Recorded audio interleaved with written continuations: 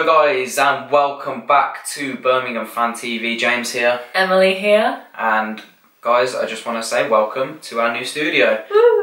Little bit echoey, yes, I get that. Still some work going on. We need to put some soundproofing up and we're getting some audio equipment. Obviously it's not completely finished. No. We are work in progress at the moment, but we're in and we are ready to get this show on the road. Yeah, just a little bit more presentable rather than your bog standard dining room. Like your dad's kitchen. Dad's kitchen. So yeah, look, we're in now. I hope it looks a little bit more presentable. I hope it's all right for you guys. And yeah. So before we do get into the giveaway and into the Bristol City preview, which I all know you're dying to get into, some exciting news for you to look forward to. Wednesday, we will be filming the first of our podcast series. We don't have a name for it yet. We're in discussions on what we're going to call it. If you have any suggestions down in the comments below, let us know. We'll take them on board, and if it's the right one, we'll pick it. But I'd like to announce that our co-host, as in, it's going to be me. Emily's going to take a back seat on the podcast because she's going to be in all the previews and the reviews. My co-host for the podcast is going to be none other than Mark Watson. Some of you might know him from BCFC Followers. He wrote loads of pieces for them. He's currently writing some pieces for We Are Birmingham. Go and check them out, all the pieces, if you do like some very, very insightful pieces and a little bit of humour in there as well. So Mark will be joining us every Wednesday, so obviously the episodes will be going out on a Thursday. But we are dead excited to get our teeth into this one. I'm trying to organise some special guests for podcasts coming up. I've got a few in talks, so we'll see how that one goes. But yeah, dead excited to get this one started. There's going to be lots of blues nostalgia, banter, future plans, and just general, blue M&Ms for Mark. Yes, stupidness. But we need you guys to get involved. You need to obviously leave all your comments down below. We'll ask you questions and we'll relay them in the podcast. So get your questions in for this weekend's podcast, or this week's podcast. Give me some questions for Mark. What do you want to know about Mark? He's a bit weird. He sits in the main stand. So the first question I do want to pose to you guys, leave them down in the comments section below for Mark and myself this weekend. If you could bring any blues player back from the past and put them in this current team to improve us, who would you put in the team? And we're going to exclude Trevor Francis from this one because everybody picks Trevor Francis, and with good reason that they pick Trevor Francis, but we want to make it a little bit more interesting. So leave it down below, let us know who you put in the team, and we'll read some of them out in the podcast, and we'll pick the bones of it. The giveaway. Now, I know I haven't got the ball to show you, but please do trust me when I say we've got it, as in our sponsors have it. So thank you to Boardsy Labour for supplying the ball for us, and don't worry guys, if you don't win in this giveaway, there is plenty more coming up. We've got things lined up, so stay followed, stay tuned, and we will have the latest one probably within the next 2 weeks. So yeah, keep your eyes peeled for that one. But let's crack on with it. Let's see who the lucky winner is for this one. Emily's gonna generate this one. I've compiled all of the entries into a random name picker on the internet, and it's on commentpicker.com. So if you don't believe me, go and Google it, that's where it is. So I've put it on here, so I'm just going to click start. Okay. Here we go. It's taking its time. And the winner is Rory Frame. Congratulations, Rory. Now, however we get this to you, we will contact you on Twitter in regards to how we're going to get this to you. I'm sure we can probably give it to you at the next home game, unless you'd rather have it delivered, and then we can deliver it to you. Or we can post it if you don't want us turning up at your house. Yeah, you don't want two strangers turning up and looking all weird, like we usually are. It's up to you. We'll contact you on that one. So congratulations, Rory. And if you didn't win, please don't worry. We've got some really big giveaways planned up, and some really, really good ones that you want to get your teeth into. So yeah, stay tuned for that one. So Bristol City up next. Just quickly, looking back on the game on Saturday. Yes. it was a so-so performance, wasn't it? Yeah, I wasn't particularly impressed. First 15, 20, 25 minutes we were quite good. You said to me after the game it's the best you've probably seen us play all season. For the first 20, yeah. We were very good. We opened the best, the best but parts of it. we can't seem to keep it up. I mean, at the beginning of the season we were very good defensively, but we couldn't score the goals. Now we can score the goals, but we aren't as good defensively, and I'm not sure what's going on here. Obviously, I'm beginning to think what's going to happen when we don't have Adams, because without him at the moment we seem to have done nothing. But then again, you've got to look at who's providing these chances. Adams isn't always picking these out of nowhere, so we have got some people like strength and depth sort of thing. But also, I wasn't annoyed, but I was a bit disappointed the way we played in the second half. I mean, Blackburn, they changed their formation, didn't they? Changed the system, and we didn't counteract it. We were having a chat. They did well. You've got to give credit to Blackburn. Oh, absolutely. They played really well. When they came up, I said to you, they're going to be tough this season, and I've been proved quite right. You know, I'm not going to beat around the bush about that. You do look pretty proud of yourself. But my question to you was after the game is, why didn't Monk counter their countering us? So, the way you said to me was that Monk wants to enforce his way of playing. Yeah. Why? How come it's a very similar formation every single time that seems to trip us up from the opposite teams? So what I would like to see is Monk practicing with the players on how to counter that formation that teams seem to play against us, because it's all well and good saying we're going to play our own game and we're going to try and win this game using our way, but our way isn't working when we're playing against a team with that style of formation. I get what you're trying to say. So I think it's time to sort of say, look, it's not working. I mean, we're not doing badly by any stretch, but it's not working. You can't moan, but you can be critical. Yeah, I mean, constructive criticism is always healthy. Healthy conversation is always good. Absolutely. So, yeah, I mean, disappointed, but not surprised. 2-2 at home to Blackburn is not an awful result. We should be looking at getting 3 points, but, you know, we didn't lose. I think that's the key. But the only reason I am disappointed is because obviously now we've got the game as of now, tomorrow evening, Bristol City. Yeah, it's gonna be a really tough one. I think with the form that they're in and the players that they've got, and Ashton Gate's a really difficult place to go. I'd be surprised if we get anything. If I'm brutally honest, you know, you've got to look at their form. It was their first defeat in 15 or 16 at Norwich the other day. They'd won 8 on the bounce. And they were winning. Yeah, this is going to prove to be one of our biggest tests if we can get something there. So, stat lady that I am, going to look at our previous games against Bristol City. So, we've played, we've won 31 games that we've played against Bristol City. We've drawn 16 and we've lost 17. If we look at our last 5 results against Bristol City, the last 2 we have lost, and they were both in the Championship. Yeah, they were both in the Championship. Previously to that, we actually won those 3 games. So it was the 2-1 at the beginning of last season, the final day where we stayed up, and then previously to that was the November of the previous year, the same season, and we won 1-0. So against them, we're not doing hugely badly. Yeah. I mean, history suggests we don't do particularly well at Ashton Gate.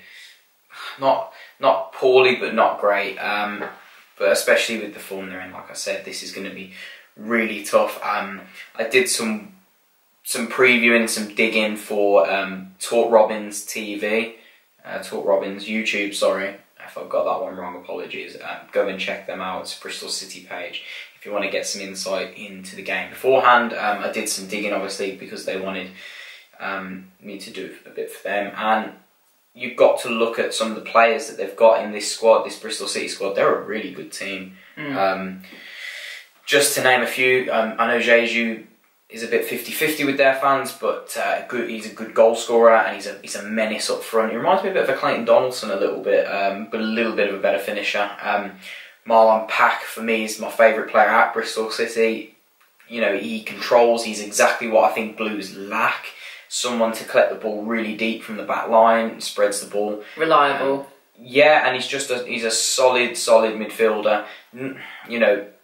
not that we don't have good midfielders, but if I was looking to buy someone from the Championship, it would probably be Pack in that midfield. You've got Patterson as well, you've got Vyman, who I know is a good player. So they've got... They're quite good all over, to be honest. There's not one player that I would say you're a bit... Considering they lost a lot in the summer with Reed and Flint and Bryan, they really haven't done that badly, have they? They haven't seemed to have missed them. I mean, I think in the first few games of the season they weren't doing too well. But rocky start, but it took time for them to adapt. I think now that they've found the system and the personnel, they're doing all right. So in terms of last 5 results... So on the 2nd of February, we'll go from then. They beat Swansea 2-0 at home. Then they went away to Blackburn and won 1-0. Then on the 12th of February, they played QPR at home and won 2-1.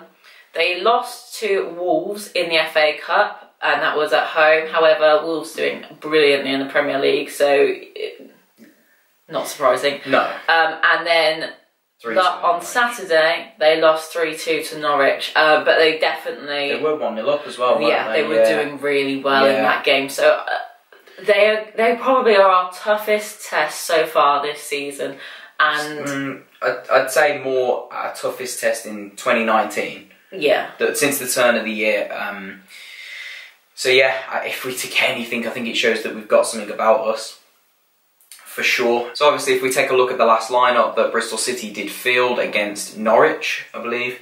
You've got Fielding in goal. Frankie Fielding's been in there in the Championship for many a year now. No pun intended. No, for sure. You've got Bailey Wright at fullback. At right back you've got Thomas Callas and Webster and De Silva across the back line. De Silva playing on the left hand side. Marlon Pack sitting in that central position, fielding the gap between the midfield and the defence. For me, he's going to be pivotal for them, and he's a very good player. And then you know, 4 in front of them of O'Dowda, Patterson, Brownhill and Vyman.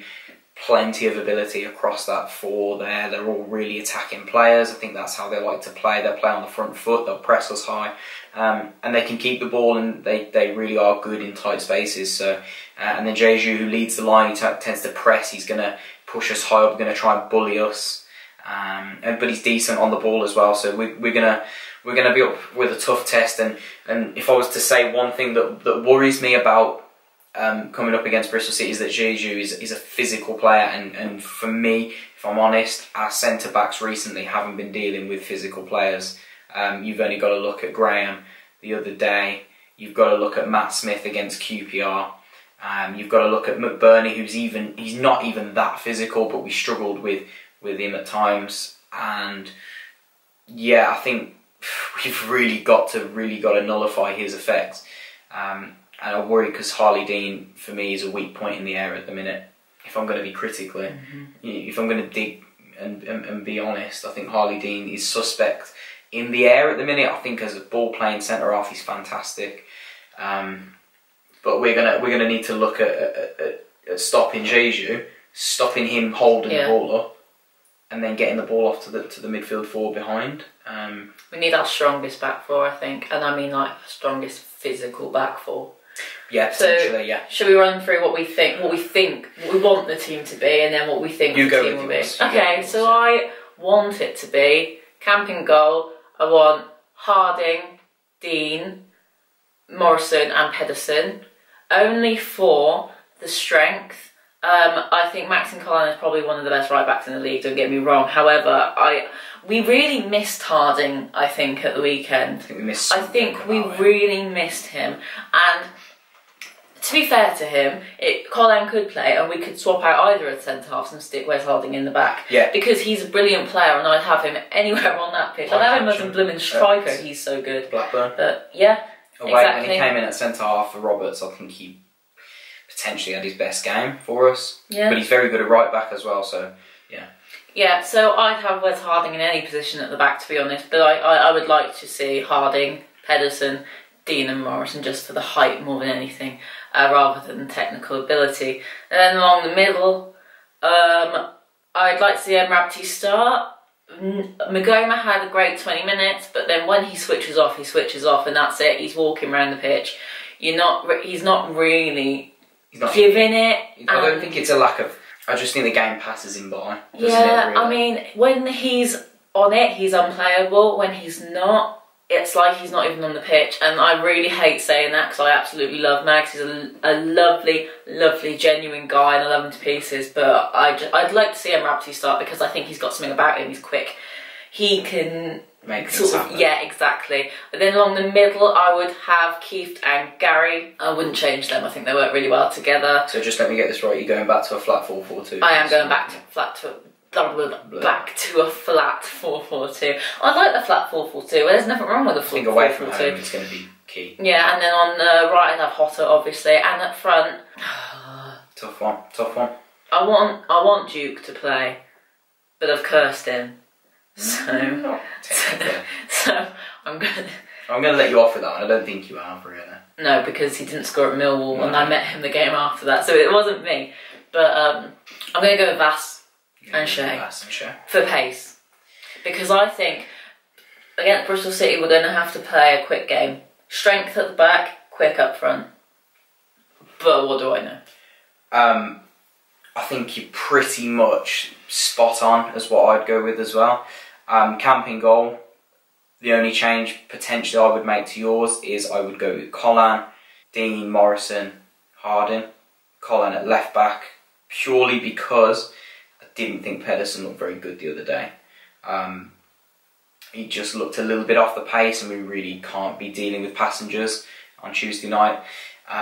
A midfield forward, go back to the flat 4-4-2. I think it's going to work in some games with the diamond and it's going to work in some games with the flat 4-4-2.